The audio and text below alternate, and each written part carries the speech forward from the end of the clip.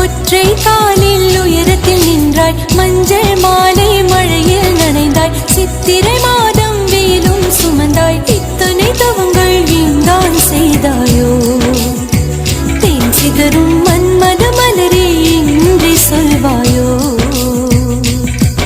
இளந்தளிரே இளந்தளிரே வெள்ளி மலரன்று இயற்றிய தவம் எதற்கு?